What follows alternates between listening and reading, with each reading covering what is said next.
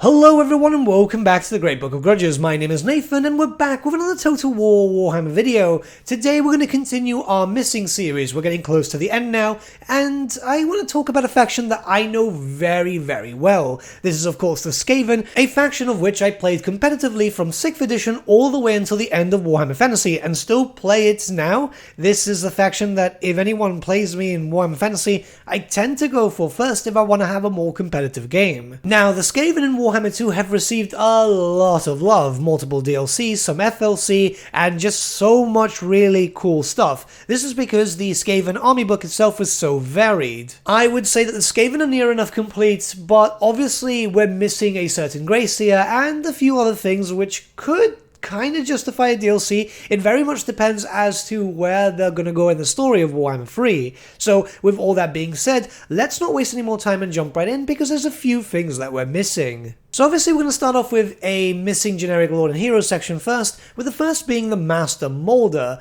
Seeing as we already had the Packmaster introduced with a Twisted in the Twilight, it's very strange that we didn't have a Packmaster Lord variant known as the Master Molder. Keep in mind that neither the Packmaster nor the Master Molder were a Lord and Hero choice back in the day of the tabletop. In fact, they were more of an addition to any monstrous units. But we had the Packmaster introduced, which kind of buffed up monsters and so on, and it's kind of weird that we never got a Lord variant to keep it on theme. If anything, it's more for the roleplay aspect, because some people like to theme their armies, I know I do, so it would have been nice to lead a monster army with a monster wrangler, you know? This could be a decent FLC in the future. I don't think they'd be able to charge for something like this unless they make it truly unique in terms of a look and so on. I mean, we can wait and see, and hopefully they'll do that. It's just some clans are missing something to make them a bit more fleshed out. Which then leads us to another missing Lord choice, the Plague Lord, which is something from the, I believe, 6th edition roster? Yeah, it was a supplement back in the day. Sorry about that. It's been a while since 6th. I think I was like 12. So the best way to explain this would be a Lord choice for the Clan Pestilence characters and so on. It's just the same thing as we spoke about with the Clan Molder Master Molders, but just for Clan Pestilence, which would be nice as they're a major clan and they currently don't have any Lord options, yet Clan Eshin and Clan Scryer do. Technically, Clan Pestilence is represented with a Gracia with a Lore of Plague, however, it's not really the same, and a lot of people like the supplement version more, as the Gracias kind of form their own sub-faction. They're not really there to help out any clan. So the Plague Lord isn't really needed, but it's there for a more RPG aspect. It'd still be tankier than obviously a Gracia, so it would still be better if you're playing Clan Pestilence, because obviously we know Plague Priests are able to go up front and do damage. Obviously the Plague Lord would be able to do the same thing too. But that's pretty much it in terms of missing Lord and Heroes. It's just, well, the Skaven are pretty much done, I'd say. But before we move on to units, there is a mount that I would like to see. This is called the Great Pox Rat, which was still in the 7th edition book, but never really had a model. In fact, most people just use the Arch Plague Lord Nurglich's model for the Great Pox Rat, and it's a shame, as I'd like to see the interpretation of Creative Assembly on this, as they've been able to do quite a decent amount of work on stuff that never really had a model and so on. So I'm just curious to see how they would do this as a mount option. It was obviously well known for not only Clan Pestilence, though it was more common for them. You could use them in pretty much any clan. Wouldn't be disappointed if we never saw these, because at the end of the day, they don't really need it, but it's more just it would be nice type of thing. Like, I'll be very honest with you, I don't recall it ever being used much in the tabletop. Mind you, that was the only technical cavalry option that you had for the Skaven, and yeah, there weren't really any cav units, so you couldn't really hide them with anything, and it was just a sitting target if it was by itself, so it was better just to stick the character in a group of clan rats and obviously storm vermin or whatever, whereas in Total War it's different, but I'm still thinking about it on a tabletop sense. Okay, so I've just had a bit of an audio issue and I've fixed everything up with a new cable. I'm sorry if anything sounds a bit weird, but this should be the new sound going forward. With all that being said, now we can start moving on to missing units, which really we're going to talk about two at the same time, that of the Giant Rat and the Rat Swarm. Mainly because I don't see us getting both, but I see them both working as the same thing. You see, a Rat Swarm is what we expect like the Nurglings to play and so on. They're kind of weak units, but they're there to hold your enemy down. Giant giant rats, on the other hand, would more use like clan rats in a sense, more like little darts that would be able to go and take over a objective, go for any straggling artillery and so on, but they could be in big numbers just like clan rats and so on, so I imagine them being more used like Nurglings, and it kind of makes sense. I just really want to see them because now we're getting swarm units with Nurglings. I really want to see more and more swarms. So swarm rats would probably be made a little larger, and on the tabletop, giant rats were massively popular just because they were so usable and they were cheap, like 3 points a model. Keep in mind that most games of Warhammer Fantasy was like 2,000 points, so yeah, you can see how many you can fit. I'm a big fan, and I'm never going to stop asking about giant rats. Like, literally, I'm just going to keep mentioning it until we eventually get them, because maybe we can wear down Creative Assembly. Please? Armored Rat Ogres is something that I've been discussing with my community every now and then. So the idea would be from the original augmented Rat Ogres. Essentially what it was is make them a bit stronger, give them a bit heavy armor, and make them a bit tankier. Obviously, because they would be wearing such heavy armor, they'd be slower too, so you wouldn't be able to use them exactly like normal Rat Ogres, but they would be, well, quite powerful doll stops. I'd imagine so at the very least, unless you get hit by stuff with armor piercing, so yeah, that wouldn't work out too well. I'd like the idea of it, or more augmented Rat Ogres would be kind of cool. We have the mutant at the moment, or the other way around, I always get the two mixed up, but it would be nice to have a unit rather than a single entity. What's funny is some of the Rat Ogre miniatures did have armor on them and so on, but they were discontinued for some reason, so might have been an idea for Games Workshop originally to have armored Rat Ogres too, as they were in the lore, we just never really had them barring a supplement once. I figure it can be cool, and every DLC generally has like a reskin unit or something that they have that's already there, just a different variant. This would be one of those variants which might be kind of useful. Now, I'll be perfectly honest with you, there is some stuff from the Clan Molder supplement that we're just not going to see. Stuff like the Burrowing Behemoth, Chimera Rat, and so on. I think with the Twisted and the Twilight, they've missed their chance, and it's okay, it's not really needed. I know they look cool, but the Skaven are very bloated as it is, and I know that's weird coming from me, considering how many Skaven I actually have painted, but I'd say that we're better off with the mods. We have a really cool one by Chaos Robbie that implements them, and I'm hoping that that will get ported to Warhammer 3 eventually. Which leads us to a part which I know is going to cause arguments, but hey, I want these units. These are the Storm Fiends. They are, again, more Rat Ogres that have been highly augmented with different types of weapons. You've got the Doomfire Gauntlets, which makes you quite a powerhouse in melee. The second variant were the Wind Launchers, which were, I believe they shot a Poison Wind Globe. I didn't really use these too much on the tabletop, if I can be very, very honest. The Grinder Fist, which was decent in melee combat once again. Short Gauntlets, bit faster, it's more done for DPS rather than just brutal hitting. The Rattling Cannons, which were just absolutely beautiful, and the ones that I use often when I play on the tabletop. Well, if we allow end times rules, and usually people don't want to play me after that because, oh my god, these things could outdo damage. These were 3d6 shots per model, and yeah, it was just great. There's nothing more satisfying than seeing a bunch of Chaos Chosen just get shot to pieces. And lastly, the Warpfire Projectors, which, as you can imagine, is a Warpfire Thrower. Yep, the Storm Fiends were horrendously overpowered, as you can imagine, just from the little description I gave, because they were an end times unit, and my god, were they top tier. I know that's a reason why people don't want them, because they sound very overpowered, and obviously Creative Assembly said that they're not looking to end times, but technically these were created prior, and look, they've hinted at end times a lot. We know we're going to get Nagash eventually, so this kind of fits with that. Plus, it's a decent DLC option, and, well, I mean, they're cool. Cool factor, right? Plus, eventually everything is going to have, like, loads of bloat.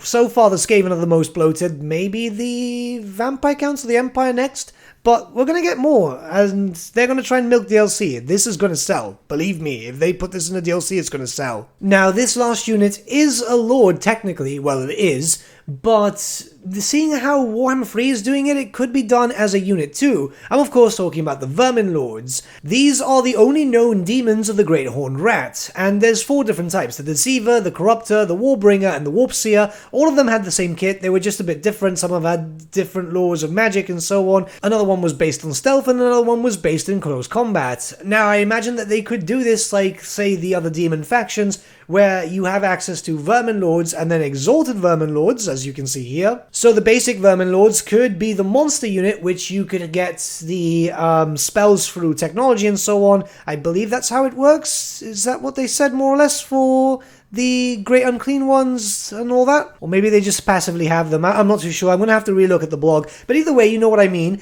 And then an Exalted Vermin Lord as that of a Lord choice. But I wouldn't make them a normal unit in a sense, or a normal Lord in a sense. Instead, I would make them incredibly limited, mostly focusing around certain buildings or landmarks or something, as they shouldn't really be as numerous as demons themselves. Plus, you know, cool miniatures. Again, it's always cool factor, and we've got to be honest, with the Skaven and the End Times, they did get a lot of cool stuff. We did have Vermin Lords way back in the 7th edition army book, because the Skaven never had an 8th, so I'm imagining that if we ever do get them, it will be with the new look, like they did with the Keeper of Secrets, using the Age of Sigmar variant rather than the old Warhammer Fantasy one. Now we can start looking towards named characters, and really there's not a lot at this point because, well, the Skaven have received a lot of love over the years.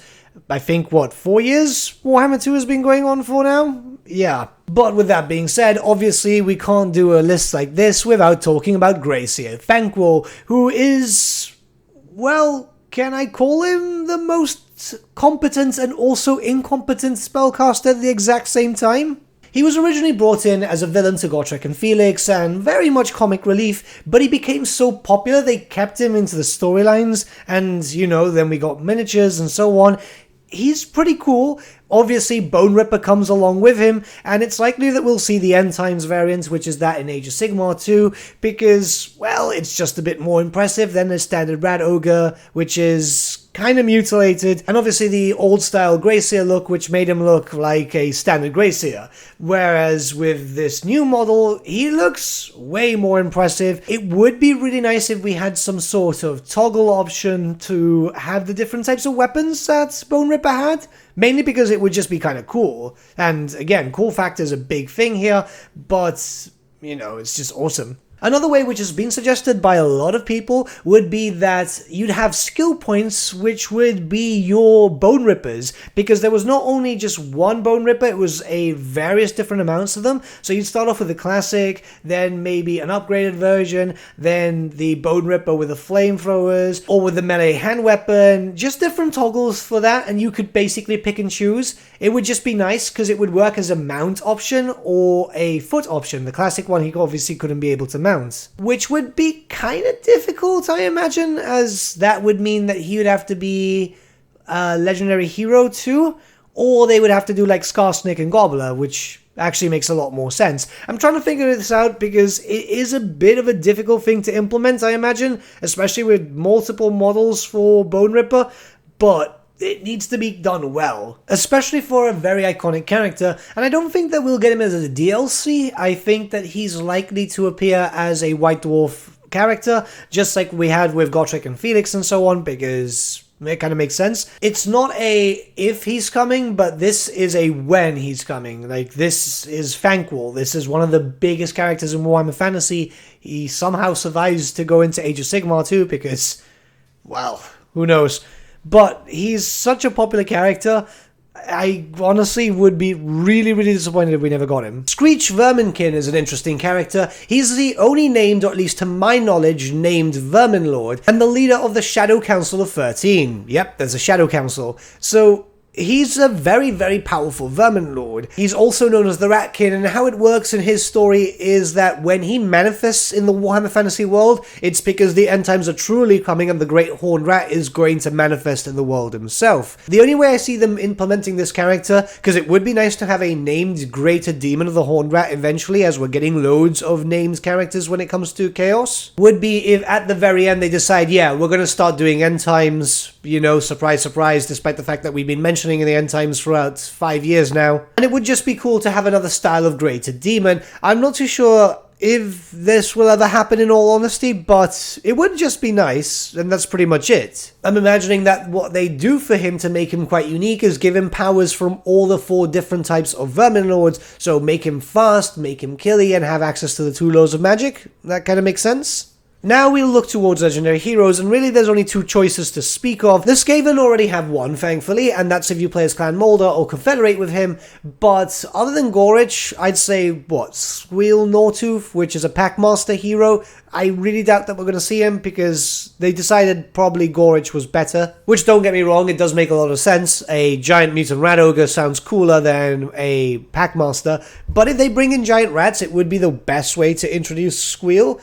Plus, you know, it would just be nice to have a neutral legendary hero, which any clan can get for themselves, and it doesn't have to be through confederation and so on. But if they're going to go with something kind of special and they want to make something quite unique, then there's Claw Musket, you know, because he's got his own steam tank, and it's kind of cool. It's a kit bash, but, you know, it's kind of awesome, and it would just be nice to have an engineer legendary hero. I'm really going with the fact of cool factor, and if it's Squeal or Claw Musket, it's definitely Claw Musket. So the great thing is that the Skaven are pretty much done. They got a lot of attention, and obviously they managed to get a lot of really cool stuff, like DLC, even some reworks, because they obviously got the Under Empire stuff later on. They are in a very, very good place. Obviously, as a disclaimer, I know some people are going to say, well, you missed out all the Clan Pestilence lists and stuff like that. And yeah, I did, because from what my knowledge is, Creative Assembly want to keep the base game factions as vanilla as possible, not have anything too different and so on, and this is where that comes in.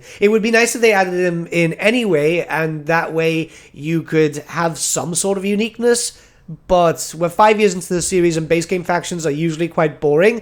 Warhammer 3 looks like it's going to change that, however, so hey, that might be possible. I just kind of want Clan Pestilence to be better, because they're a major clan, and they kind of play like crap, to be honest. But other than that, what do you guys think about all the missing stuff? Let me know your thoughts in the comments below, and let's start a discussion. But with that, my friends, we've come to the end of our video. Thank you so much for watching. If you did enjoy the video, might I suggest giving the video a like, or even subscribing to the channel, as it really does help us out. In the description section below are various links to different social media platforms such as Facebook, Instagram, and Discord. Also in the description section is an affiliate link with Element Games where you could buy loads of hobby-based products, not just Warhammer, for 10 to 25% off. Making a purchase using that link and also our special code, which is also in the description, supports the channel at no extra cost to you, which we think is rather cool. A big thank you to our patrons. Your support means the world to us. It's amazing that people want to help a small channel like us grow and get to a higher level of content. A big thank you to Gibraltar LUSC, Ryan Bertsche, Andrew Prince, and Okro for subscribing to us at our Fane level. You guys are super cool. And a big thank you to Edward Yule, VS Vasan, Aaron Whitman, and Shaggy for subscribing to us at our King level. Honestly, we can't thank you all enough. And lastly, a big thank you to all of you for liking, sharing, and commenting on these videos. Honestly, it's because of you guys that the channel's been growing at such a great pace lately, so we can't thank you all enough. But with that, my friends, thank you so much for watching once again, and we shall see you all again very, very soon. Have a good day.